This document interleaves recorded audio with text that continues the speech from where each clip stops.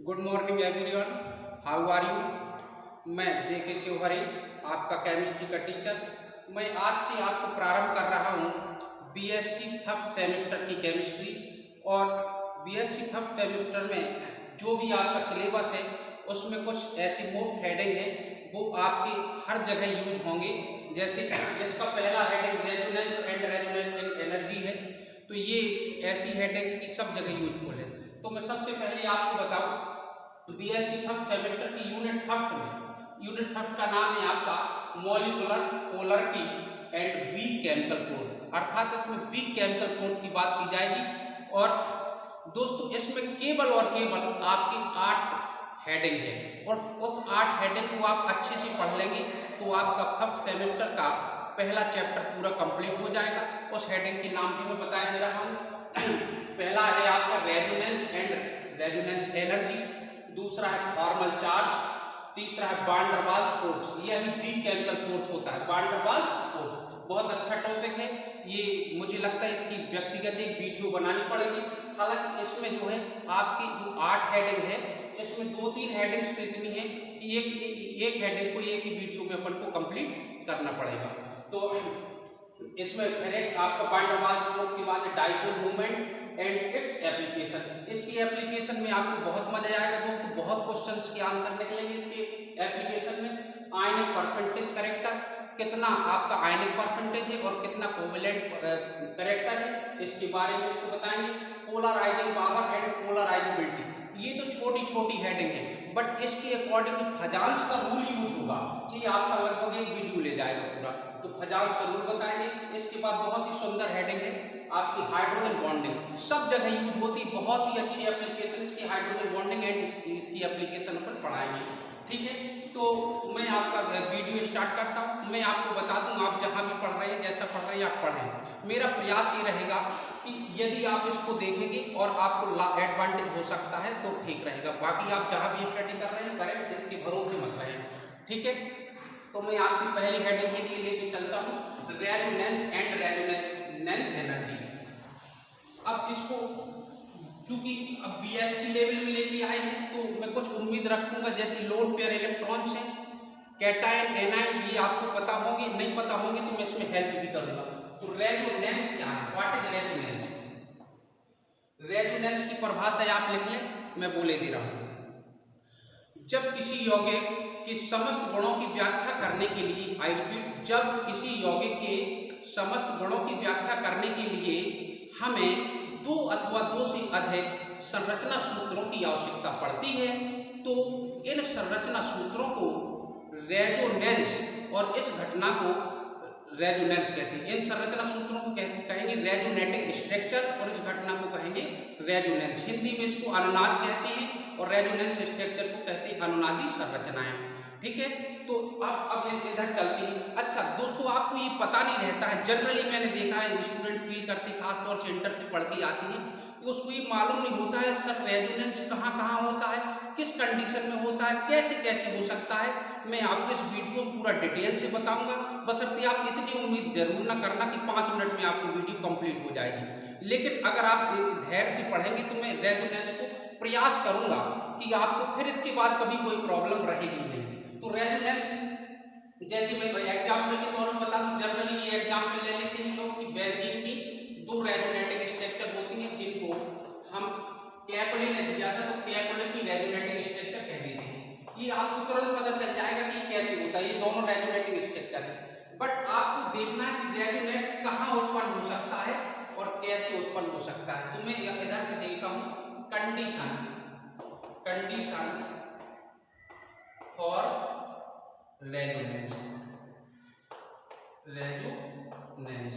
Resonance के लिए condition क्या है। तो आपको इतना ध्यान रखिए दोस्तों, 4 कंडीशन होती है रेजोनेंस की। अगर एक्चुअली देखा जाए तो प्रत्येक, चाहे वो रेजोनेंस हो, चाहे वो मेसोमेरिक इफेक्ट हो, चाहे वो हाइपर कंजुगेशन हो, है ये कंजुगेशन की घटना। कंजुगेशन की 6 घटनाएं होती हैं जिसमें कुछ विशेष कंजुगेशन को हम हाइपर कंजुगेशन कहने लगते हैं, दूसरी विशेष घटना को हम रेजोनेंस कहने लगते हैं, और कुछ रेजोनेंस की विशेष घटनाएं होती हैं जिसको हम मेसोमेरिक इफेक्ट कहते हैं, जिसको क्लास 11 में आपने स्टडी किया होगा। इधर मैं रेजोनेंस को जो है केवल जो है लेके चलता हूँ। तो रेजोनेंस की फर्स्ट घटना ये है जब दो एटम में कैसे, जैसे ए एटम है तो सिंगल बॉन्ड बी, अगर बी के पास लोन पेयर इलेक्ट्रॉन है। अगर आप लोन पेयर इलेक्ट्रॉन्स नहीं जानते हैं तो मैं घटनाओं के बाद सबसे पहले आपको लोन पेयर के बारे में ही बताऊंगा। ये लोन पेयर इलेक्ट्रॉन और इधर हो vacant orbital, vacant orbital, vacant A पर वैकेंट ऑर्बिटल होना चाहिए। वैकेंट ऑर्बिटल कब होता है, जनरली अगर इधर प्लस चार्ज आ जाए तो वैकेंट ऑर्बिटल्स आ जाता है, कुछ केस को छोड़ करके, उनकी भी जिक्र करूंगा बाद में। लेकिन अगर प्लस चार्ज है, जैसे कार्ब कैटायन पर वैकेंट ऑर्बिटल होगा, ठीक है, ए पर अगर प्लस चार्ज है तो वैकेंट ऑर्बिटल होगा। बोरान एक ऐसा एटम है जिस पर धन आयन नहीं होता लेकिन उस पर वैकेंट ऑर्बिटल होता है, जैसे बी NH2 यदि जुड़ा है तो इसमें वैकेंट ऑर्बिटल होगा और इस पर रेजोनेंस उत्पन्न होगा। ये सब केस बाद में मैं जो है आपको एक एक करके बताऊंगा। तो एक केस ये है कि दूसरी एटम पर हो आपका लोन पेयर इलेक्ट्रॉन और पहला एटम पर वैकेंट ऑर्बिटल्स हो, अर्थात धनायन हो या वैकेंट ऑर्बिटल्स हो। दूसरा केस कब होगा तुम्हारा, जब तीन ये दो एटम के साथ, टू एटम, ठीक है, इन टू एटम, और ये है इन थ्री एटम,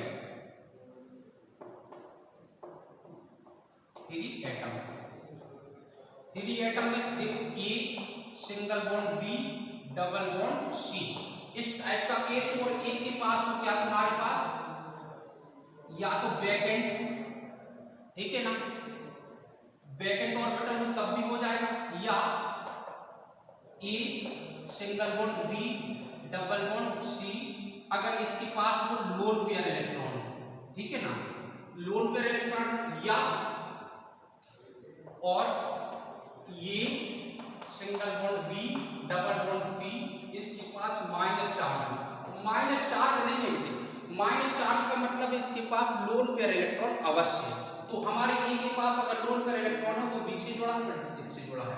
तो अगर आप ऐसे चाहें तो ये दो एटम का हो गया, ये इसको कहे तो 1 2, ये 3 एटम का हो गया, इसको कहे तो 1 2, ये 3 एटम का हो गया, इसको कहे तो 1 2, ये 3 एटम का हो गया। तो देखिए जरा, दो एटम में कब होगा, जब एक के पास वैकेंट ऑर्बिटल हो और दूसरे के पास लोन पेयर इलेक्ट्रॉन हो। तीन एटम में कब होगा, जब इस टाइप की कंडीशन हो, एक सिंगल बॉन्ड 2 डबल बॉन्ड 3 और एक के पास वैकेंट ऑर्बिटल हो या लोन पेयर इलेक्ट्रॉन हो या फिर माइनस चार्ज, जिसके पास माइनस चार्ज होता है उस पर लोन पेयर होते हैं, ठीक है। तो ये घटना है। और चार एटम के लिए देखिए जरा,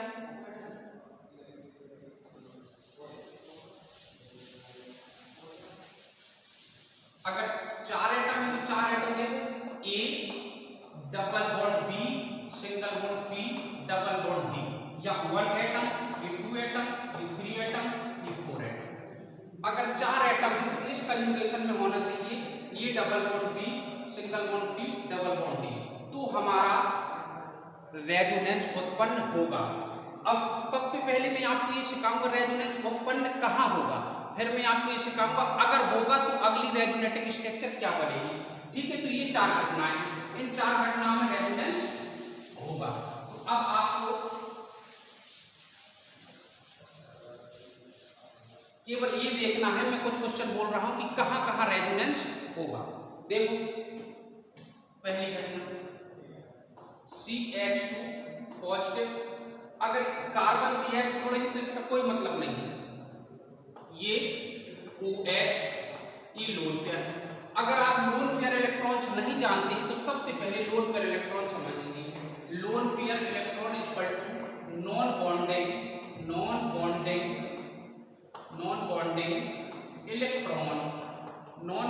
इलेक्ट्रॉन अपॉन 2।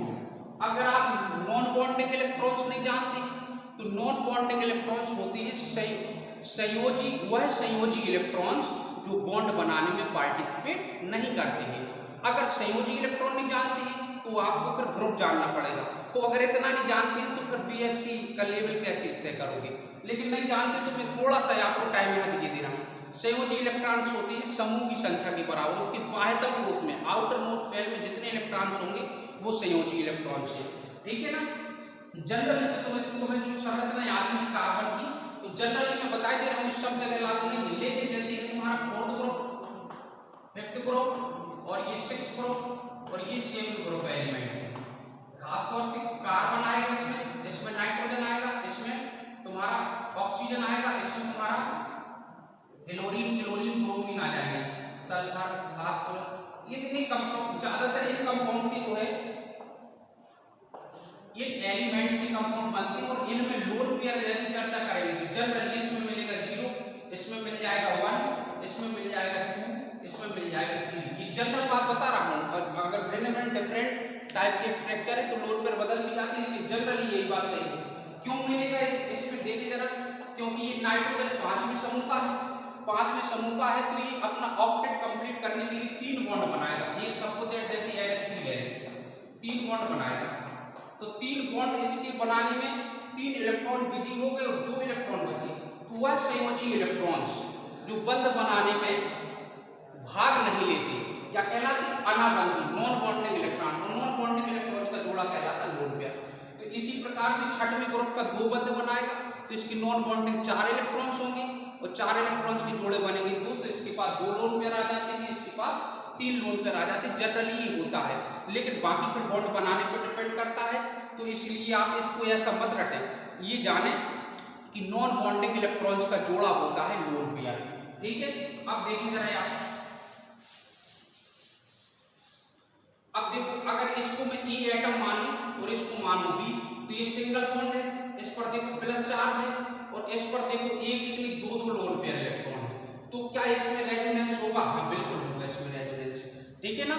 तो अब इसी टाइप के देखो जरा ये क्या समझना, CH2 plus single bond CH double bond CH2, देखो इसको मैं A मान लूं, ये पॉजिटिव है, ये सिंगल बॉन्ड B, ये डबल बॉन्ड C, इस टाइप का है। बाकी क्या जोड़ा है उससे कोई लेना देना नहीं, लेकिन इस पर रेजोनेंस होगा।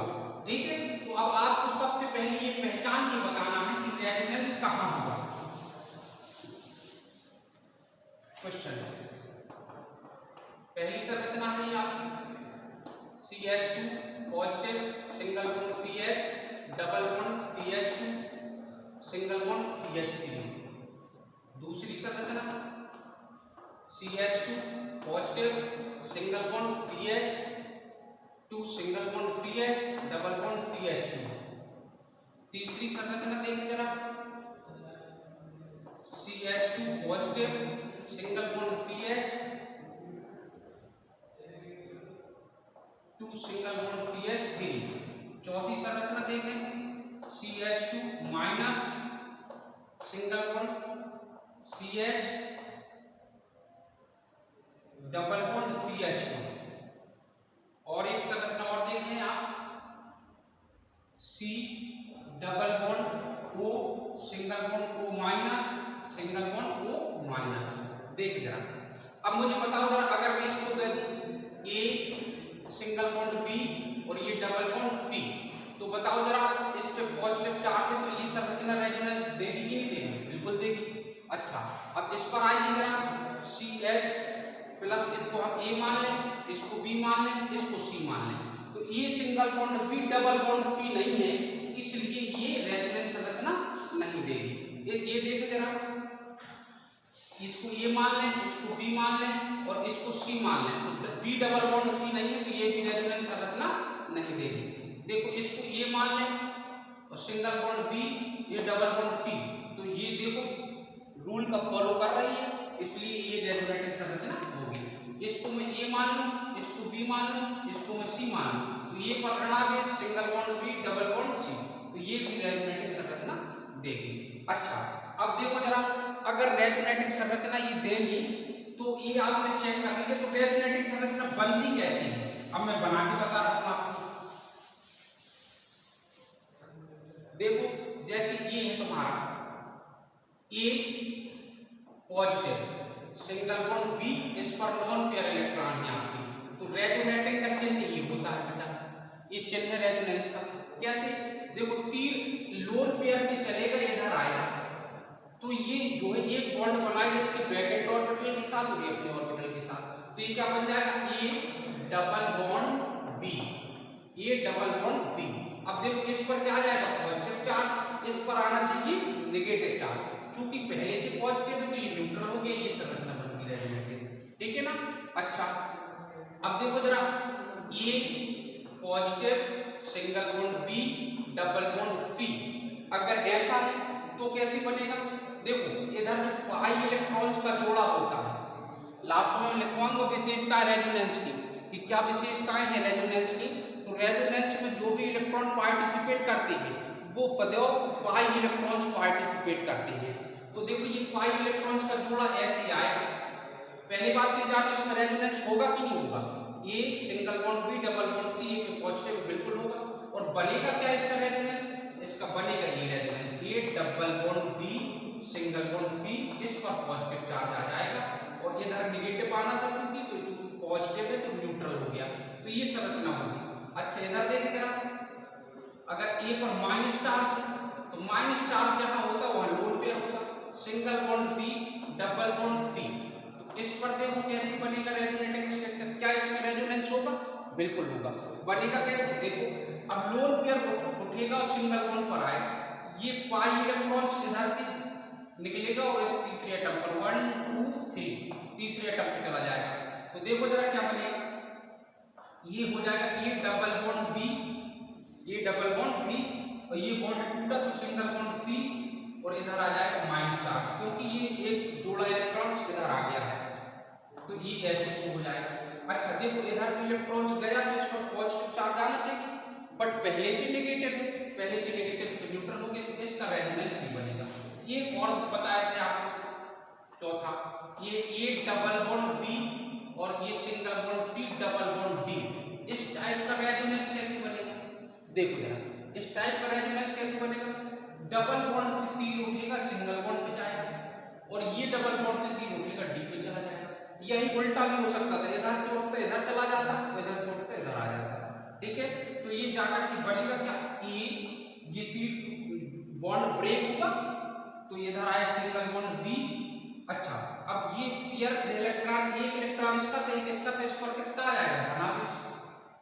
अब इसके बॉन्ड में कोई डिफरेंस नहीं है, डबल बॉन्ड, फिर ये आ गया सी, ये सिंगल बॉन्ड डी पर आ जाएगा चार, तो चार एटम पर ऐसा आपका रेजोनेंस होता है। अब मैं आपको कुछ रेजोनेंस संरचना बार बार दे रहा हूं और इसको आप कंप्लीट करें, ये भी जाने की रेजोनेंस होगा कि नहीं होगा, और अगर होगा तो इसकी रेजोनेटिंग स्ट्रक्चर क्या बनेगी। आप इसको धैर्य से सीखिए, मैं इतने तरीके से बताना चाहता हूं कि आप किसी भी रेजोनेंस स्ट्रक्चर में दिक्कत महसूस ना करें। तो धीरे धीरे पहले तो आप ये जाने कहाँ रेजोनेंस होगा, तो अगर होगा तो अगला रेजोनेटिंग स्ट्रक्चर क्या बनेगा, फिर मैं आपको धीरे से ये भी बताऊंगा कि इस स्ट्रक्चर के कितने रेजोनेटिंग स्ट्रक्चर हो सकते हैं, फिर इसका जब क्लासिफिकेशन करके बताऊंगा तो ये भी बताऊंगा कि रेजोनेटिंग स्ट्रक्चर कितने प्रकार के होते हैं, फिर मैं ये भी बताऊंगा जितनी रेजोनेटिंग स्ट्रक्चर है तो इसमें सबसे ज्यादा स्टेबल कौन होगा, ठीक है। तो ये थोड़ा बड़ा टॉपिक है, जीओसी का मेन टॉपिक है, ये विदाउट रेजोनेंस पढ़े होंगे कोई भी स्टूडेंट कभी ऑर्गेनिक केमिस्ट्री सीख ही नहीं सकता है, इसलिए इसको बहुत अच्छे से पढ़ें। देखो मैं क्वेश्चन अटेंड करना, कौन संरचना रेजोनेंस शो करेगी और उसकी रेजोनेंस स्ट्रक्चर क्या होगी, ठीक है ना। तो पहला क्वेश्चन ये है आपका,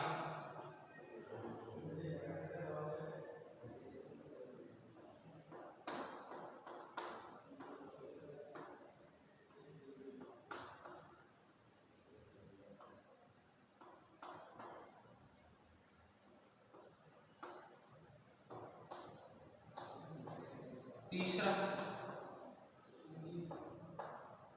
ये लाइन स्ट्रक्चर कहलाता है, चौथा